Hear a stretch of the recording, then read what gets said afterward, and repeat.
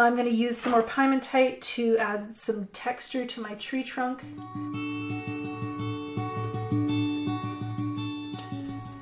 Hi, I'm Angela Fehr. I've been painting here in my watercolor studio and I just couldn't hold myself back from turning on the video camera. I want to show you what I'm painting today.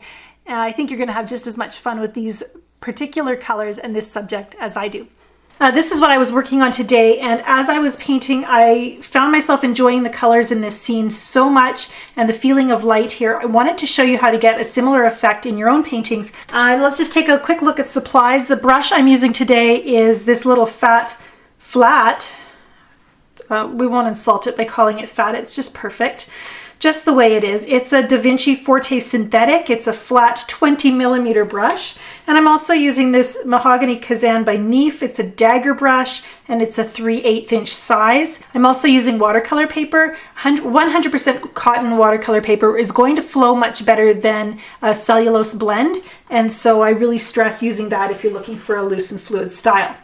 Let's take a quick look at the colors and then we'll get started. I'm using a variety of colors from Daniel Smith. I've squeezed them from the tubes into these little palette cups. This is Piemontite Genuine. I also have Lavender, Cobalt Blue, Zoisite Genuine, and Mars Yellow. A lot of fun colors and they really play beautifully here on the paper. We're going to start, I also used, I better pull it out, Hematite Genuine as well. So we've got actually 3 different mineral colors here from Daniel Smith: the Piemontite, the Zoisite, and the Hematite. And those really give a lot of texture and granulation into our painting. I'm just moistening my Hematite. I've been painting with these already today, so they have a little moisture on the top of the paint, which makes them release quickly onto my brush. And you can see the Hematite. We're going to paint our tree trunk first of all. It's quite a gray color. And Hematite is a mineral. Actually, I was doing a little gold panning this summer. Didn't find any gold, but I did find Hematite in the bottom of my little gold pan. And it looks just like this, little black flecks that sink to the bottom. So the Hematite gives us a beautiful texture for our tree trunk. And it also gives us the shape, that it shows us where things are going to be placed in the scene. I like painting my focal point first so that I have an idea where everything else is going to go around it. We rinse in the dirty water and then a second rinse in the clean water. And then we're going to go straight into our blues. But we're going to start with the lavender and just do some placement here. We need sunlight and shadow if we want to make this look like a sunny day. And the stronger and bolder those colors are, the better, the more sunny it's going to look. So I'm just going to pull out from my Hematite, and this is why I didn't go too dark with my Hematite at this stage as well. I really want to not worry about my dark Hematite flowing into the snow area too much. This way, if it does, it won't hurt anything. Now, I have to mention this flat brush is a lot of fun. It kind of abstracts our snow shadows, and that's really what I want. I don't want to have to stare at my reference photo, which is linked up in the description below the video, but I don't want to have to stare at that photo and paint every shadow just the way it shows on the page. These shadows are actually being cast from trees and grasses that are not in the picture. They're off stage, and so as such we don't have to worry about matching any lines, and I like that. That feels a little bit rigid, like 2 stripes, so let's break it up with some smaller shapes here. And I really do try to abstract this here and look for patterns. Look at how those look terrible. They're like a little lineup of soldiers. We're just going to add a little water and connect them together. And it's funny, whenever you try to paint something loosely that looks like the brush just fell on the paper and made this lovely organic pattern, you end up getting all stiff and creating soldiers in a row. Okay, what we really don't want to do is obsess, so I'm just going to leave that for now. Let's put a shadow down below at the base of the tree. And I'm going to actually curve this one kind of angled downward. That's going to make the sun feel like it's coming this way a bit more, and I actually probably could have done that a bit more with these shadows as well. And I'm working with a little bit of I've got juicy pigment on my brush. Nice pure saturation of it. So it will go down quite dark. But then if you have a brush that's a little juicy, you can add some fluidity and let some of that color flow out from those first brush marks, and that really creates a pleasing pattern right up there. Whenever I'm working in a color that's going to be all over the paper, I like to move all over the paper because I'm going to get better at painting these shadows the longer I work with them. And so if I start over here and I paint all the shadows and then I move here and then I move here, I'm actually going to develop techniques and refine my technique over time. And so then these shadows will look the most amateur and these will look the best, and we don't want that. So I do dart kind of all over the paper so that any adjustments, any improvements and changes in consistency aren't going to influence the whole painting. Now I do want to darken up some of those shadows, but the problem with painting all the shadows is it would be very easy to lose my light values. So let's place some of our yellows, and I'm actually not going to paint looking at my reference photo, I actually see the snow as being kind of a yellow color where the sun is falling on it. And I don't really want to paint that. I feel like if I start to add yellow to this painting, it's going to get too dark, and that's not what I've been enjoying about the scene. So we're going to focus on the grasses instead and add some nice warm color by painting a little bit of our grass blades. A little bit there. That was probably too much. A little bit there, dart a little bit in there. I am placing some of these yellows in my lavender shadow areas. I'm trying not to stir it up and make those colors muddy though. Let the colors kind of exist independent of each other.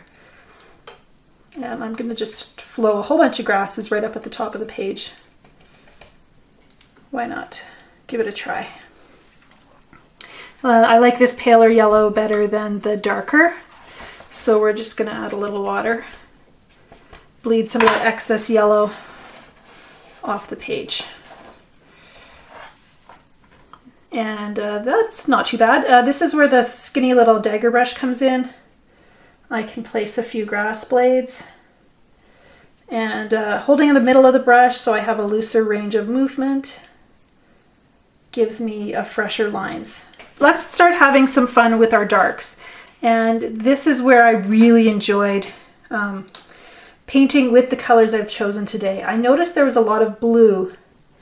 And let's go back to that flat brush. I noticed there was a lot of blue shadow in my tree, one of them especially. And so I wanted to really make sure I didn't leave that out because it felt weird painting a blue tree. So we're going to put those blues in place.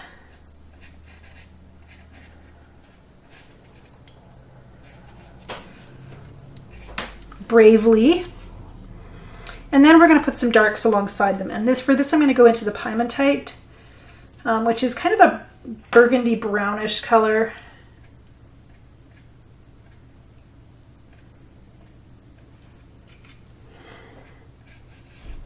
And this is where I really like this Forte flat brush because the bristles are stiff enough. You can see how it really creates some fun line, which is a really good way to build up some textural marks.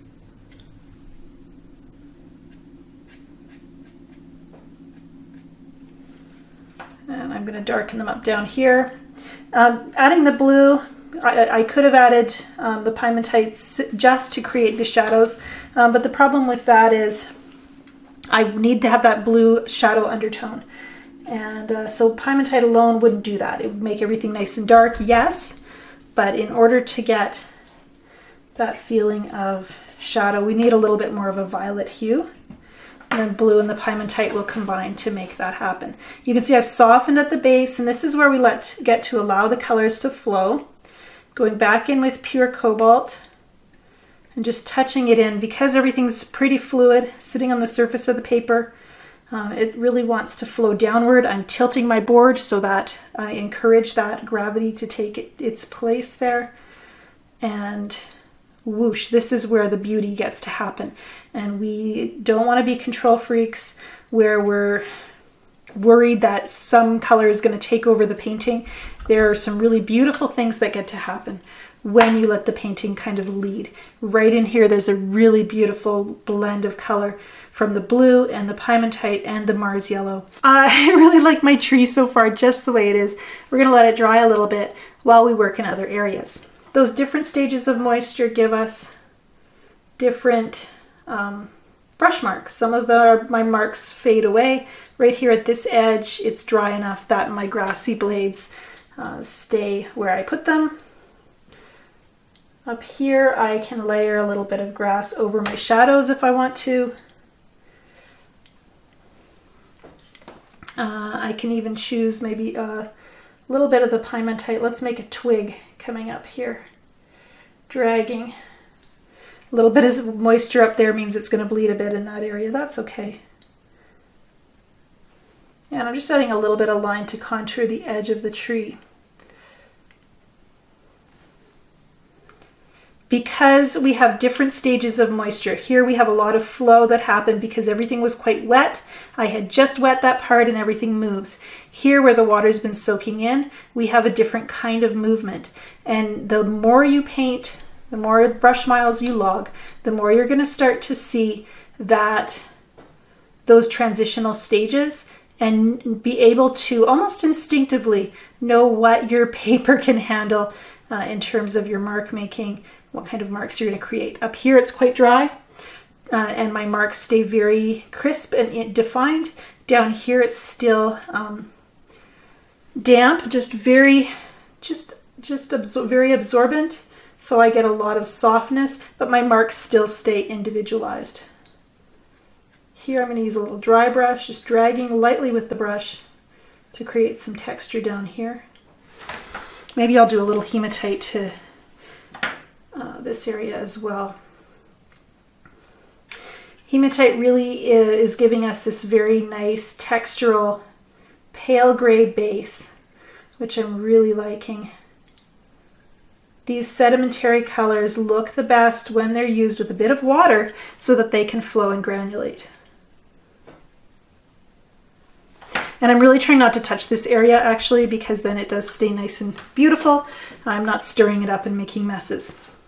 Okay, while we're waiting, let's use some Zoisite and just hint at some tree branches up here. This is that kind of dampness where we're going to get some bleeding shapes. So they can be kind of an under painting for some crisper pine needles once that has dried, but that gives me my base green. And we'll do the same over here. This area's dried a little bit faster because I used a little less water there, but I can still, so I get a different shape, but it still looks good. And let's just carry some of that green up into our tree shape as well. You know, I showed you my earlier version, and it's kind of fun to show you this version because it's the exact same painting. It's just simplified. We're only painting one tree instead of two, but it's the same thing. It's the same rhythms, it's the same patterns, same color scheme. So, you know, often I think we take a big reference photo and we plan to paint the whole thing our first try, but you're almost better off choosing a smaller scale, working out individual problems, and then you can paint, you know, the different varying shapes in your scene, and then put the whole jigsaw puzzle together once you really feel confident in your handling. And every time I paint this, I'm going to get a little bit more confident in what belongs in the painting and what doesn't. I'm going to learn to edit, and my brush handling is going to be more assured. I'm just going to know more each time. And that can really benefit your art. Those repeated, start with the simple scene and then learn how to bring in all of those different elements, pull them out of your toolbox and use them in your painting. Mostly what's really bringing this painting to life is being alert to the pretty things that are happening on the paper as they happen. This beautiful moment here, which doesn't need anything else. Look at how when the Piemontite separates and flows, it really brings out kind of some reds to it, brings a lot of warmth into a scene that had a lot of blue in it. And that really, I think, benefits my painting and makes it look beautiful.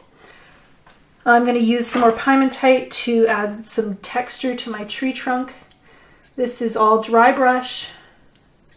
I'm trying not to overdo it, but I want to get a lot of character in my tree. So I have to be willing to be a little bit brave. I think I'm going to blot my brush and try to get a lighter texture on there, and that didn't really work. Piemontite's pretty saturated. If you go a little too dark, that's okay. Moisten and blot, and that's going to give actually a really nice texture there. I kind of want to do more of that. Let's do it down here. And then blot.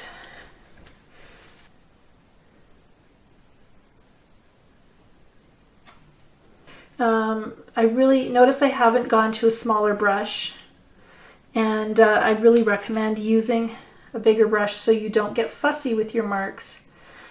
A willingness to kind of create with loose strokes like this is actually going to do more for your painting, because we tend to then look in terms we tend to look at our painting as a collection of patterns and shapes rather than wanting each individual mark to be amazing.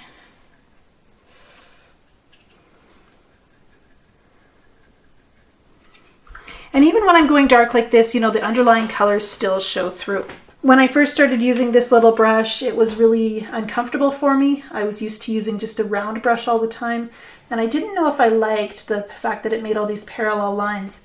But as I've gotten to know it, I've gotten a lot more confident and creative in how I use it. I really actually have learned to love those little parallel lines, something that I couldn't have created with a single point on my brush.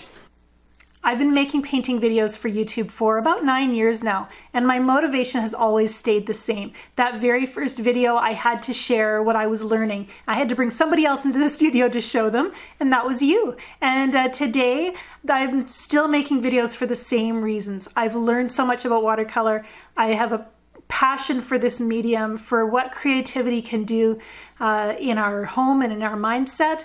And I love that we can share that with each other today. If you found this video useful, please do consider liking and subscribing. That helps my channel get more viewers, which helps me make more videos.